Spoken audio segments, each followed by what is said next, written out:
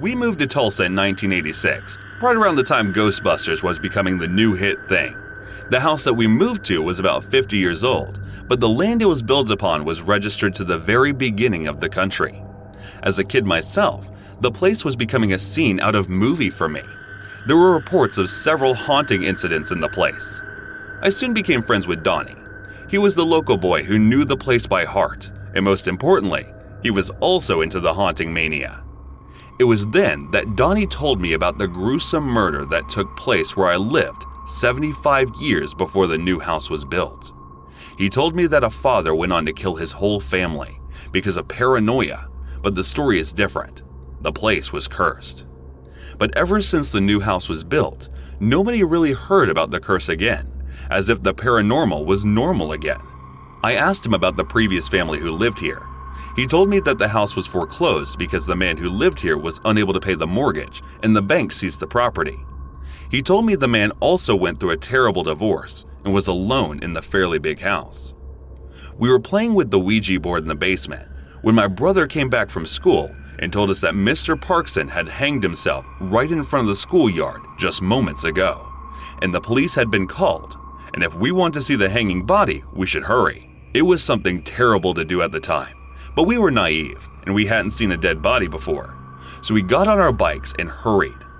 The crowd was already gathered when we reached, and the ambulance and the police had just arrived. We saw the whole thing, and surprisingly, we were rather more intrigued than scared. We wanted to look the body up close, but there was no way they were letting anyone near the body. It was surprising for a lot of them, as Mr. Parkson never came across as someone who would kill himself, and that too hanging in front of the whole school. A lot of children were traumatized by this, but not us. For us, the needed intensity of trauma would have been much higher, and that is what made us different from every other kid in the town. As they shoved the body in the ambulance and cleared out the place, we decided to investigate the case on our own. So we sneaked back to his room in the school and tried to figure out what led to him at the edge. His room was a mess. Our first point was maybe a man would think of once sorting out his things before dying, but he did not. And it seemed almost as something pushed him onto the edge in the matter of moments. We gathered up enough evidence we could try to leave no trail of us there, and straight away headed to the basement. And there we laid down everything we had on him. Next day, we learned that the case had been declared a suicide, and there was no further investigation that would take place regarding the case. It was even better for us, as we could freely indulge ourselves in it without worrying that the police will get involved. The next step that we did know, according to all the investigation shows that we had seen, is to interrogate people who were closest to him. But there were only few who really knew him up close and personal, and one of them was a bartender in the town. Next up on our plan was interrogating. So we asked the principal that we would like to hold a memorial for him, and it was so we can easily cover up for all the questions we were going to ask about him to people, and so we went in on it. Most people have only good to say about him, since they didn't really know him that good, and everybody called him a good person, stayed quiet. But it was the bartender at the Tulsa bar that had the most information about him. We went on. It wasn't easy getting in the bar, and then we did. At first, the bartender was pretty cautioned and alarmed, but then when he learned that it was about the school memorial, he chatted with us good. He said, he was a good man. Been my partner in the side business we've been running for a while. Well, what you want to know about him, a colorful man, pretty damn good photographer. You should see the pictures he have taken. Well, never mind, said enough already. He smirked and told us to leave as there was nothing more to tell. But as we went out, he stopped my friend and signaled me to keep moving. He came out and I asked. At first he refused to tell me, and as soon as we were away from the perimeter of the bar and in safety of our house, he told me that the bartender invited him to give an expose of everything about Mr. Parkson and how it'd be great for the memorial. So in our suspicion, we decided to move on with the plan. We planned ahead and decided to do it, preparing for the worst. Next day, as the school got over and the evening broke, my friend went on to visit the bartender while I stayed at a distance investigating and recording. He walked into his room and was greeted, and then they both moved to his living room. Still in sight, there was no reason for worry. As they chatted, he offered my friend some soda pop. He accepted and went on to chat and write things that he was telling. Few moments later, what seemed to be boring conversation turned into horrifying emergency. My friend was suddenly lying unconscious on the sofa, and the bartender seemed to be tying him up. My first immediate response would have been to call the police, but I couldn't just walk away from there. So I waited, and I watched. He picked up my friend and moved on to the basement. He was in a potential danger, and I was the sole witness. So first thing I did was write a note in the letter.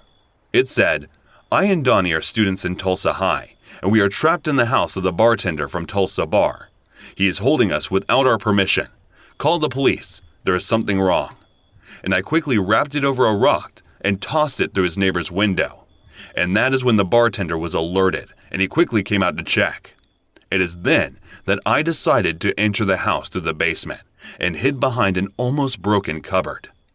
I saw Donnie, and he was tied and lying on the floor of the basement, and a small studio was set up there with lights and backdrops. I stayed there as quiet as I can be and watched what was going on. He then opened up a door through basement. It was a secret passageway of a kind. He went on there, and after a while, came back and brought with her a girl. She was naked and was tied in ropes. That was it. It was the trauma that finally scared me. I was scared for the life of my friend, the girl, and mine. Luckily, when he forcefully brought her, he heard a knock, and as he walked out, I walked out of the cupboard and decided to help them. It was the note the neighbors probably found it and called the police, but that wasn't the case.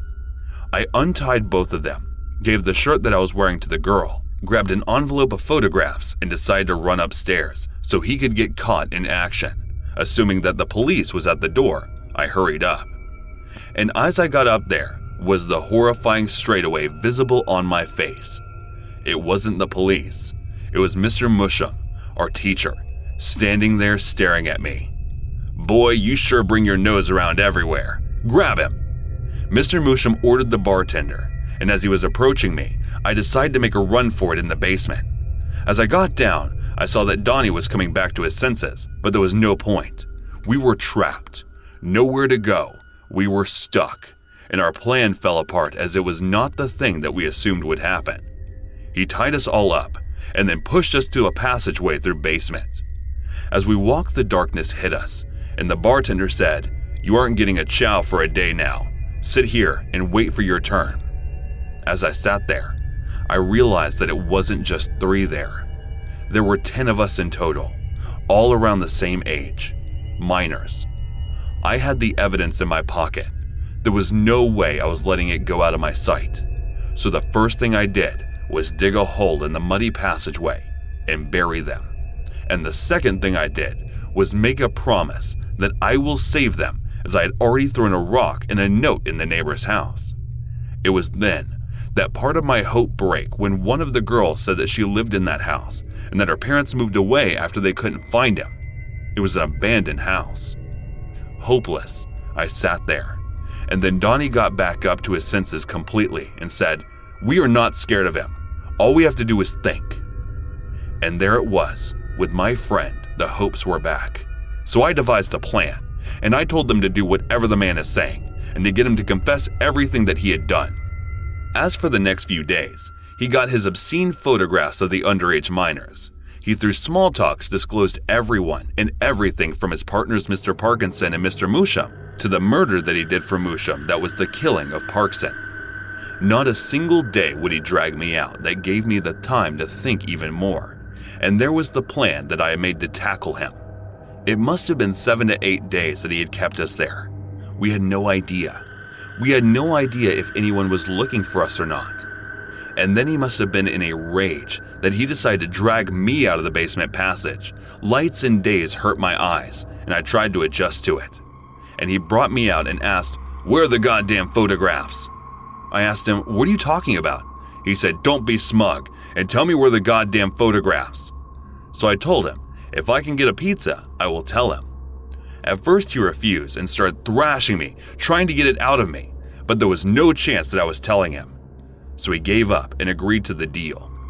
He did not want to take a chance of leaving me alone, so he decided to call in the delivery guy, and that is where I found my chance. but he muffled my voice and pushed me back into the basement. I tried screaming my lungs out as the pizza guy came, and not a single shriek or of our voice reached him. He brought in the pizza and asked for the photographs. Seeing that my plan had failed, I refused to know anything about it, and so he thrashed me. I was near to my death. As I laid at the basement floor, wondering that my death is near, I was broken by the fact that my plan failed. But soon the bartender was called in by the Myuu, and as my eyes got closed, I saw him leaving and heard only one thing he said: "Tonight, I kill you." I was lying unconscious on the floor, not knowing what was yet to come. I saw nothing but pitch black darkness, and as I moved through darkness, I finally opened up my eyes, and there I could see the blinding white light over me, and that was my signal of death, I suppose. And it was the darkest back again. I kept drifting from light to dark and dark to light. It felt like eternity, until I got back to the light and found myself lying in the hospital bed, with Donnie sitting right beside me, smiling. I was in no condition to talk to him or to ask him what happened and how it happened. But there was this awareness that I had, and it was that we were safe. And for that reason, I closed my eyes and relaxed. The bartender was killed in crossfiring, Mr. Myuu arrested and imprisoned for 2 consecutive life terms. There is no way he's surviving jail. And well, Parkson, he wasn't the good person anymore, and the case was reopened. There were more people involved that I couldn't disclose yet. For that, I will have to get back to the basement. As I recovered in 2 weeks, there was a report that the bartender's house got burnt. Too obvious. Someone was trying to cover their tracks, and they thought that maybe the evidence will burn with it. But that is not the case. I was greeted warmly back into my home. I decided to visit the basement. Donnie was already waiting, and as I entered, I said, "There's more to this case. We have to find the way to the basement."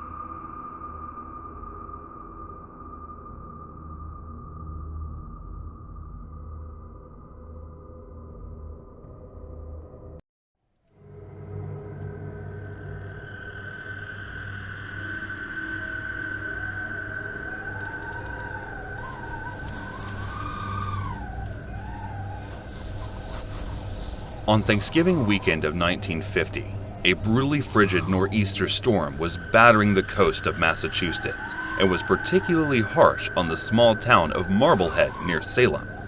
Barl Atherton, a 47-year-old elementary school teacher, had 25 years of service under his belt and was home alone with his dog Esky, a white Spitz, who was her constant companion since the death of her father.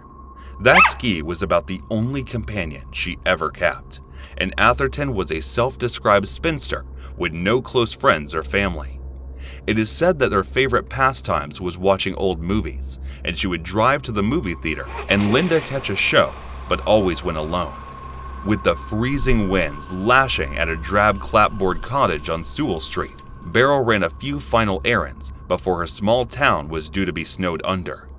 She made a run to the grocery store to pick up vital supplies, including a few extra cans of food for ACL2, before she took a few bags of garbage out to the trash cans outside her home at around 6 p.m. that Saturday evening. When she did so, she spotted a young neighbor boy watching her from a window of his home. She gave the boy a wave, and this was the last time she was seen for a good few days.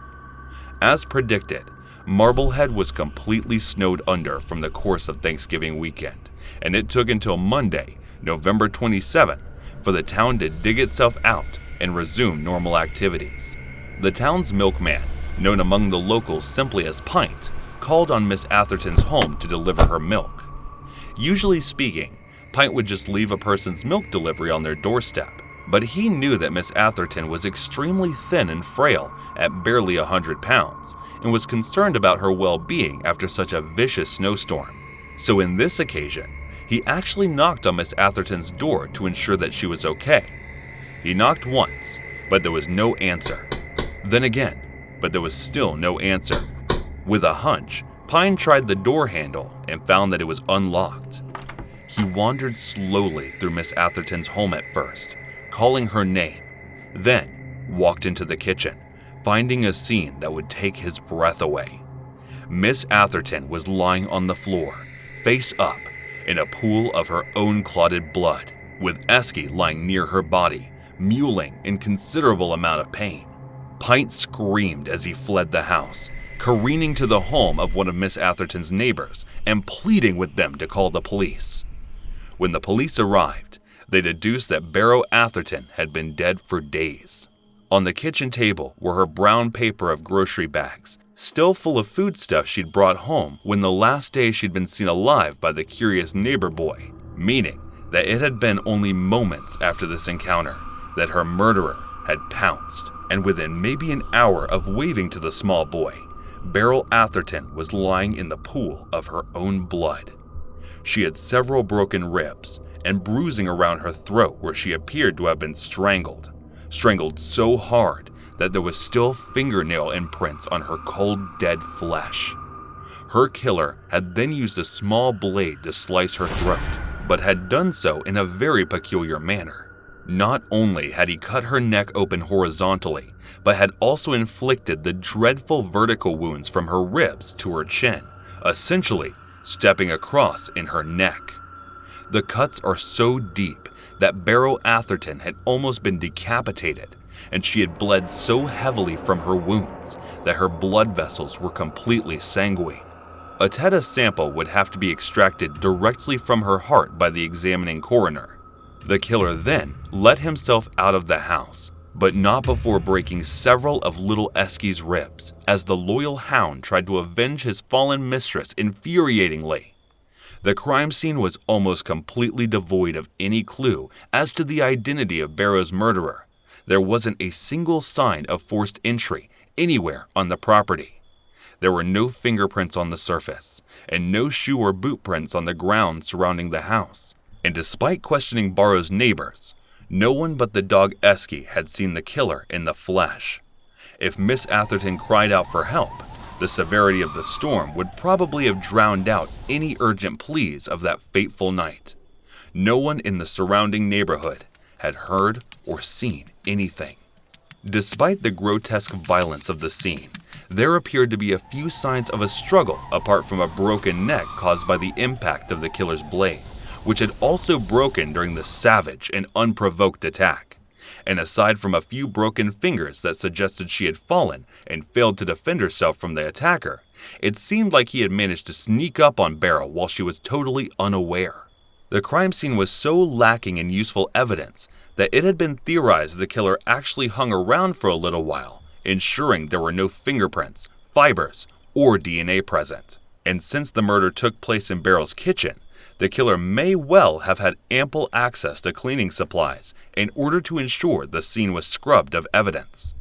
Both police and friends were surprised by the fact Miss Atherton kept a diary which yielded information about a handful of male acquaintances.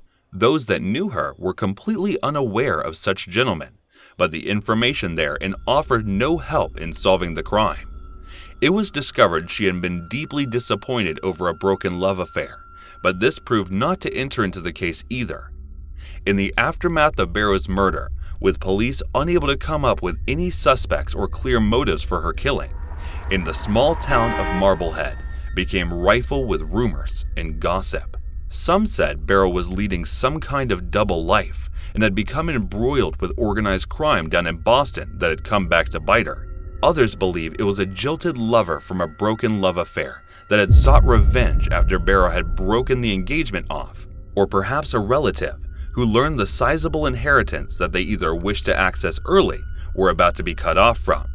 Yet, her estate only consists of about $25,000, and no jewelry or other items appear to have been stolen from the house. So it seems that financial gain may not have been the motive. But chillingly enough, there are some living in Marblehead today who claim they know full well who killed Barrow, and a handful who assert that the killer is still alive. Given that the killer might well be up to 80 or 90 years old, it's more than likely they might pass away before ever facing any charges for the murder they committed. And so it seems that the brutal crime committed that Thanksgiving weekend may forever remain unsolved, and they get another cold and callous murder will escape justice, free to walk the streets, and the knowledge they committed the worst act a person is capable of and gotten away with it. So I've never believed in paranormal activity. My brother had never believed either. And then he moved in my dad's for a few years after college. One night, him and I were at a bar drinking, and he looked at me and said, "I know you're gonna think I'm crazy, but I'm pretty sure Dad's house is haunted.